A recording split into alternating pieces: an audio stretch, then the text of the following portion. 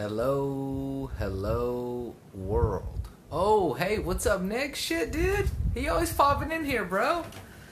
I didn't expect you to be up here this late. Thought you might be working. Maybe you are working. Anyway, I appreciate you tuning in, man. Appreciate the support. Hey, what's going on, Chango Dongo? How you doing today? So what is everyone up to, man? Hey, so first off, good day today. Got in two things, which are great. A nap and working out these guns, bro. Oh, shit. Oh, feels good, man. So, what did I do? Yeah, taught my shit online. Went to the gym. Hit some podcasts. Follow me, Taylor Radio, on Anchor. You can follow me on YouTube at Taylor Stutch. I'm now uploading my old Anchor podcasts to YouTube. What else? You can follow my commentary on China at Darcast on YouTube. Darcast. I'll be having... I need to... What's going on inside Amy? Oh, Inside Amy, that's an interesting name. So yeah, you can follow me on YouTube for my China commentary at Darcast, Darcast. You can follow me all my other interesting things that I have to say, which there's just so much that I have to say, which it's all interesting. So, man, as you can see, I titled this talk China. Actually, it was more like China! Why did I do that? So, a couple things. One, I watched the Joe Rogan podcast today. Everyone should watch the Joe Rogan podcast that came out today. If you are a stupido puto or a stupida puta and you don't know anything about China or the potential adversarial relationship, I guess it's not potential, I guess it's just adversarial relationship that we have with the Middle Kingdom. That's what China's called, the Middle Kingdom. And, oh, hi, Inside Amy, I see you've returned. So, on the Joe Rogan podcast, I think it was yesterday, with Mike Baker, you will learn a lot about what's going on with our current situation with China. It's totally worth checking out. So, here's my thoughts on some of that. Somebody who's very interested in China, like I lived there briefly, I study Mandarin, I do a lot of business with the Chinese, I have fully recognized that they are our main adversary for a while. I've recognized that for a while.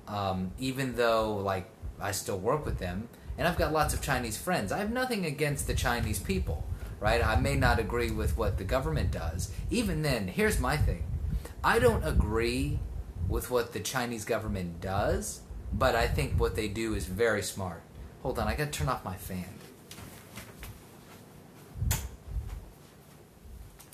Alright, here we are. So, anyway, what they do is very, very smart. And if you're not clued in on everything that's going on in China, you should watch that podcast, Mike Baker, on the Joe Rogan Experience. Good shit. Good shit. They talk about a lot of stuff. They talk about the Huawei situation. That's the phone manufacturer, right? Huawei is the world's second largest phone manufacturer. They make more phones than Apple. That's a fairly recent development. They're like one of the world's top telecom suppliers. And there's a lot of stuff going on with them. They're totally worth checking out. But with all the Russian collusion stuff that was going on the last couple of years, a lot of people did not pay attention to China. Aside from the fact that in the United States, and probably in any big country, you just pay attention to your own shit, right? I mean, we're more focused on domestic things, and most people don't know what's going on, outside of the U.S. And when I was in China, it was like that too. A lot of people over there are concerned with their own lives, and it makes sense. Now, once you go to smaller countries, like in Europe or in other parts of the world, yeah, maybe they kind of pay more attention to what's going on. But don't be fooled, man. Everyone's pretty much in their own bubble. So are we. And the stuff that we're doing with China is just so interesting, man. So China has China. I don't know if anyone has seen that. There's a clip of Trump saying like China like a million times, and it's really funny. So anyway, they have been doing a lot to make sure that they are able to withstand any kind of economic pressure we put on them. And we still do have some advantages, and I think we're taking advantage of those as we should. But if you are interested in learning more, then you should definitely look up different, like China's been buying a lot of ports around the world, naval ports, or maybe not naval, but commercial ports that they could use for naval purposes. Look up the Belt and Road Initiative, or follow my YouTube channel, Darcast, Darcast, and I have a lot of information on that. Maybe I'll put that in my bio. And that way, if anyone wants to learn about China, you can follow me there. And probably a few times a week, I post a podcast up there. It goes into some detail. All right, mofos. Back to my regular old bullshit. So, you got any questions, Nick? Anything you want to add in before I go do deep dive into Twitter? Maybe not. So, what is at the top of Twitter trending at the moment? Yeah, JRE, Mike Baker. Good. It's good stuff. If you haven't been following some of the stuff going on with us in China, I think it's a good.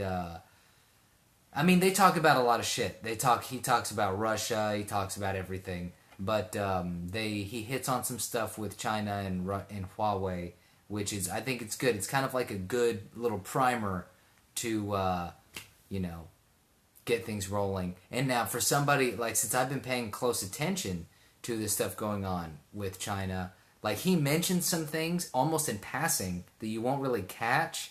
Like, he talked about the ports, China buying up ports around the world. That's interesting shit, right?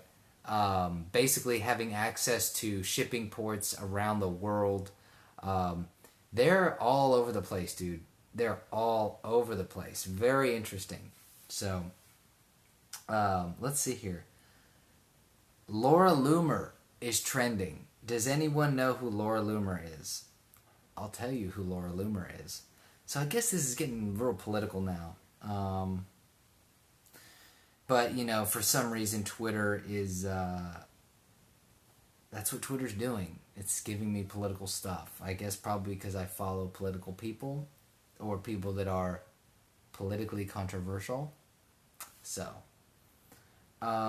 what is going on here with Laura Loomer, guys? So Laura Loomer is a Jewish conservative activist, and she has been banned off most major or all the major social media platforms. She is banned on Twitter. She's banned off of Instagram, I believe off Facebook. She has been debanked, I think. Chase might have stopped doing I think there's a bank that stopped doing business with her. You should definitely check her out if you don't know who Laura Loomer is. And she just is very big against big tech censorship. Very good stuff. I mean, I appreciate that, It's, let's see, what's going on here? Why is she trending? Is Twitter banning Laura Loomer now? Someone looking at Laura Loomer and seeing unstable races, Breaking, conservative reporter and activist Laura Loomer announces run for U.S. Congress. Oh, shit. Oh, God. So, this is from Gateway Pundit, guys. It says, conservative reporter and activist Laura Loomer announced her run for Congress in Florida's 21st Congressional District. Wow. So, first off, didn't know she lived in Florida. No wonder she's a little crazy. I like her, but she's a little fucking nuts. Like you just get that. So I followed her on Instagram, and like I like what she stands for, and I'll support her on that. Like I'm against big tech censorship, but fuck, dude, she's weird. I also, she also has some videos. If you want to check out, she had some videos on YouTube where she went to Nancy Pelosi's home and got on her front lawn for illegal immigration to like show how crazy it is to have open borders and stuff. So, like I said, I like a lot of what she stands for, but she gives off crazy energy, if that makes sense. Like, when you're around people and they give off this kind of manic energy where you're like, whoa, this motherfucker needs to chill. That's what I get from following her on social media. Like, I'm just like, ooh, somebody needs to, I don't know, exercise or like something because there's like too much energy up there. So, I don't know, it's a little much for me, for little old me. Let's see here. So it looks like she's going to run for Congress. This will be interesting. I doubt she'll go anywhere, but hey, I don't really know how politics in Florida go. In fact, I don't really know how any of this shit works. So, I don't even know how people will get elected in my own state. I say that jokingly, but also I'm kind of serious. So when it's time to vote, you just kind of go in there and just click shit, and somebody gets in office, and then, that's it. That's all I know, dude. That's all I know, bro. Let's see, what else? I'm surprised that's trending, but she's hated and loved, and I guess because of that, that's going to be an extreme thing.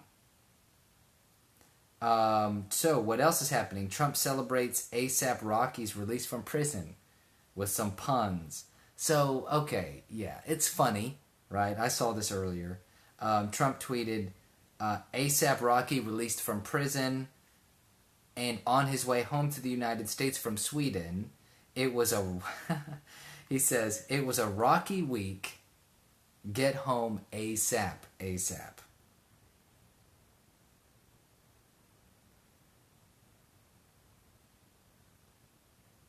Okay, yeah, so that's good. That's some good stuff, man. That's funny.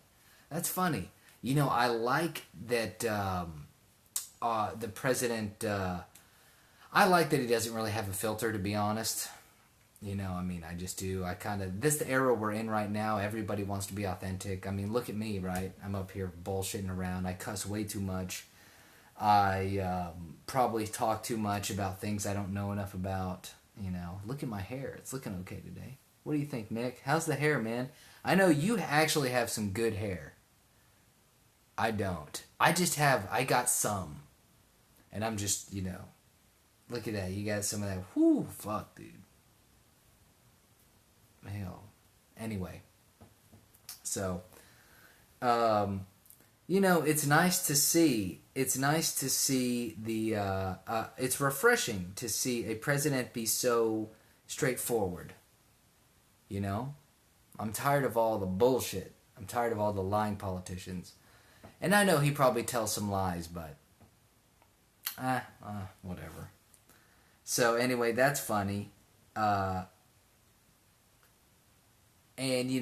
I'm surprised. I don't know. I haven't really heard him getting a lot of shit for it.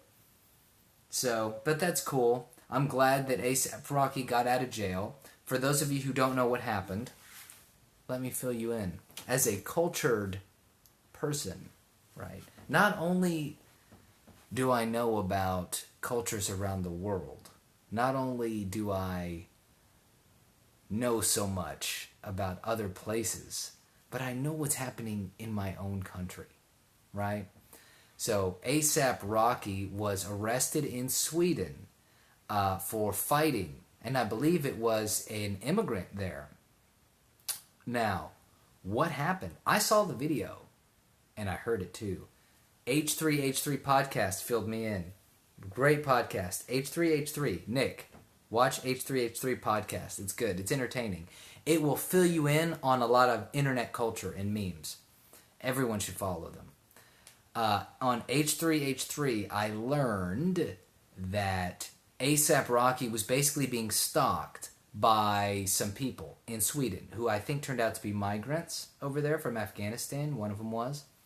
And ASAP Rocky and his crew tried to get away. They walked away from the guys several times, and then finally, I guess the guys just kept coming until they got in a fight. Then ASAP Rocky was arrested and was put in prison briefly and was going to be sentenced, and it looks like he got out. And so I'd say that's yay for Trump, yay for ASAP Rocky. I don't listen to any of his music, so... You know, it's more or less, I don't like to see Americans being detained. I also don't like to see people in general being unjustly detained, right? So if somebody's fucking with you, dude, and you fight them and you beat their ass, it should be okay, dude. No problems. We ain't got no problems here, dude. I didn't know who he was until this incident. Yeah. I mean, I had heard of him before, but, like, I don't know any of his songs. And, this is probably going to make him pretty popular. So, or at least people should look him up after this, I assume. But, yeah, I mean, hey, man, from what I heard, I fully support that he got out. And, because from what I saw on video and what I heard commentary-wise, it was bullshit, man. People were fucking with him and his crew. And on the video that I saw... They told the people, they're like, dude, leave us alone. They walked away. They walked several blocks. And it was like they were being stalked by these other guys. And finally, they're like, fuck it. Boom. Throw down, dude. Boom. Start fucking fisticuffs, dude. Fisticuffs. So, I mean,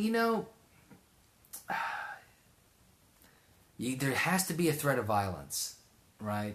I don't know why I'm saying this, but... There has to be. In society, civil society relies on the threat of violence, right? I'm civil to a lot of people, not just because I was raised like that, but because there's an understanding that if I get out of line, someone's going to beat my ass, right? So, man. Ooh, I love Kamala. Kamala rejected her staff's recommendation to prosecute Steve, the foreclosure king Mnuchin, one of the biggest dirtbags.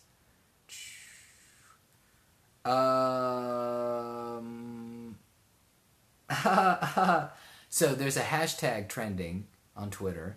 It says, hashtag I love Kamala Harris running for president.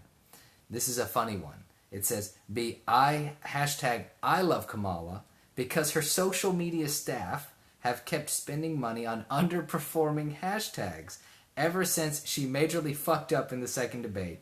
And now the campaign is panicking over some lady polling at 1%, owning her, and it's really funny. Yeah. Hey, what's going on with Marianne Williamson?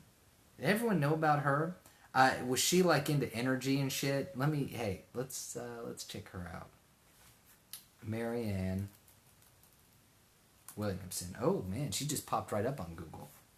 So, I heard that she was saying some crazy shit on the debate stage. Like, I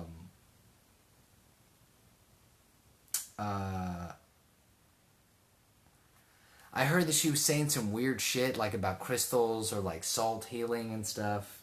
Like enemas. No, I'm just kidding. She wasn't saying anything about enemas, but... Has anyone ever had have you ever had an enema lately? I haven't. Let me see here. What if I type in Marianne Williamson, Dark Forces?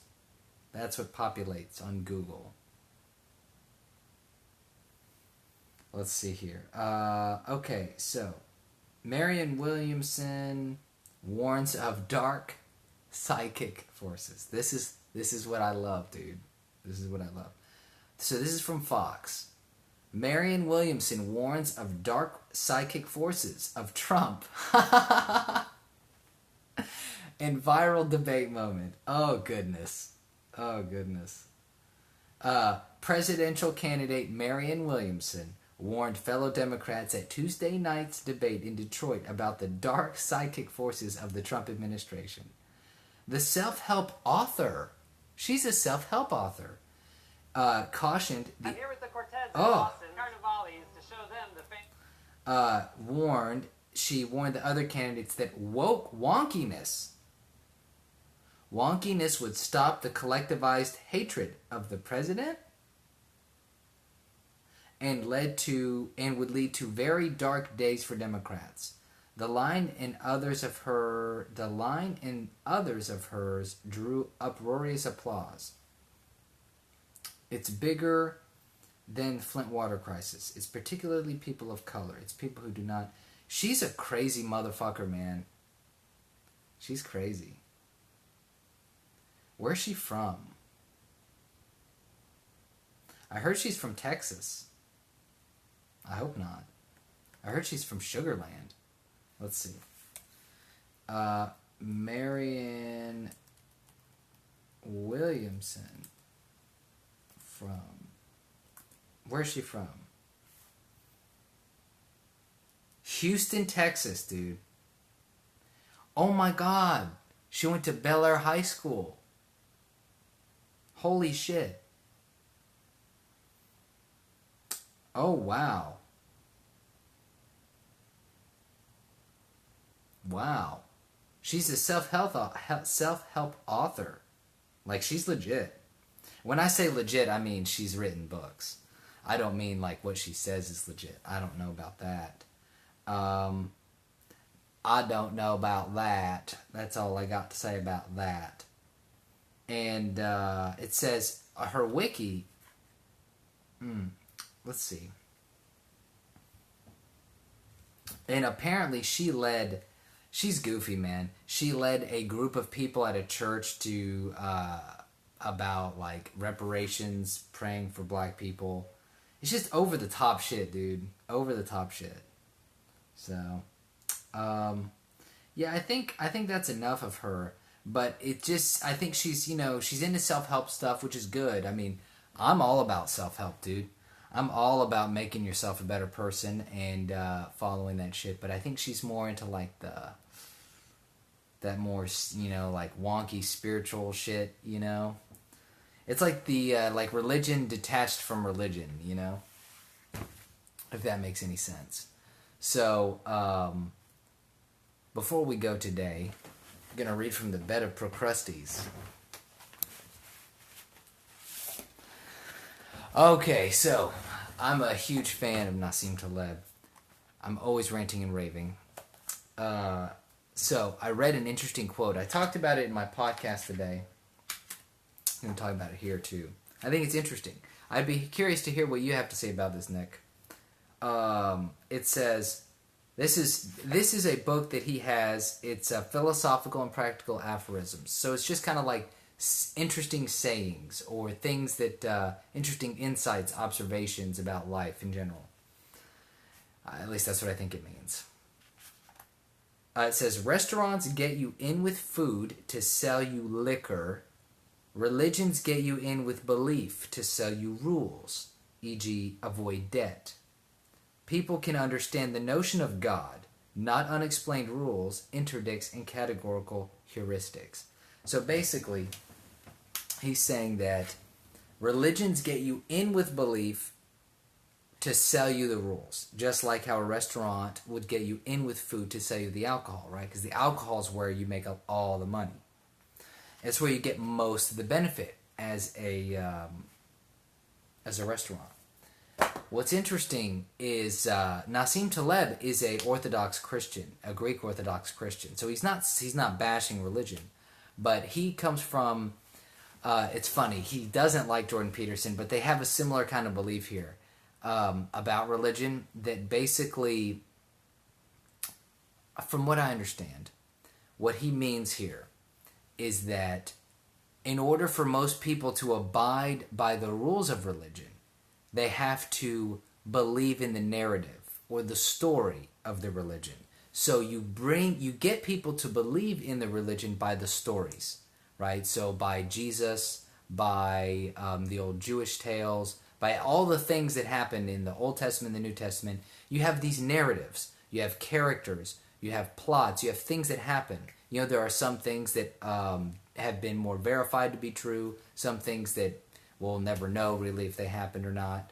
And so you have these narratives of things woven throughout the Bible, but ultimately what you're doing is you following a set of rules.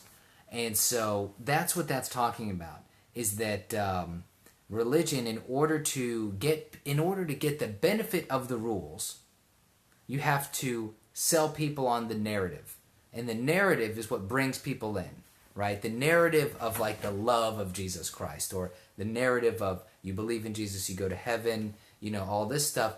Then, once you hear those things, you hear about the good news, right? Jesus raising from the dead. Then, you buy into the rules, all right, about like the Ten Commandments, how to treat people. He brings up specifically in his book, Avoid Debt. So Taleb is a guy who made lots of money in finance, and when I read an article on him that said he'd never used a credit card or never took out a loan, never took out a loan in his life, and he believes that debt is just toxic. Just stay away from it. And I mean, I don't disagree. Obviously, I've been paying off a lot of debt. Not a lot, but it's not a lot for today's millennials. But it's a lot for I don't know, historically, right? It's a lot for a 20-something to have, a lot of debt. But currently, it's not strange for people to graduate with a lot of debt. So, anyway, avoiding debt. I think the Jews had debt jubilees or some shit where they would get together and abolish everyone's debt about who owed who and things like that. And it helps. It's a societal thing, right? These rules kind of help you organize in society. If debt gets too out of control and people can't get out from under their debt, then people start doing nefarious things, right? So with too much debt in a society, then people start resorting to, if there's not enough economic growth, if people feel too burdened, then you start to see violence, conflict.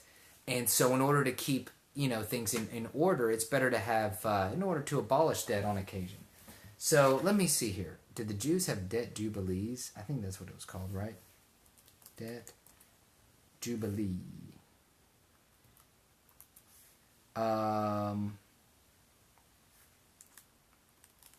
Jews.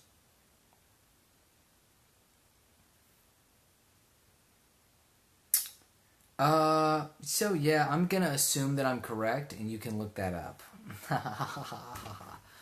So yeah, man, today's a little bit more of a information day, dude. You might have learned a little something. Well, I don't know about you, Nick, but anybody who listens to this or watches this, all 5 of you in the world, in the universe, I think my brother might watch this. What's up? What's up, man? You probably think I'm out of my fucking mind, which I might be. And I don't know. You got anything to add, Nick? Anything to add? Anyway, hey, follow me on YouTube, Taylor Stutch. I've got some music on there too, some funny music. Darkcast for News on China. Anchor, Taylor Radio. Twitter, TStutch1. I'm everywhere, dude. TikTok. Follow me on TikTok, man. That's where the fun shit goes down. Actually, speaking of that, after I'm done with this broadcast, I think I'm going to make a TikTok. Alright, so that's all I have to say for today. I hope anyone who watches this has a great weekend. And Nick, you too, brother. Hope you stay safe out there if you're working tonight. And we will get together for lunch soon. We will. Adios.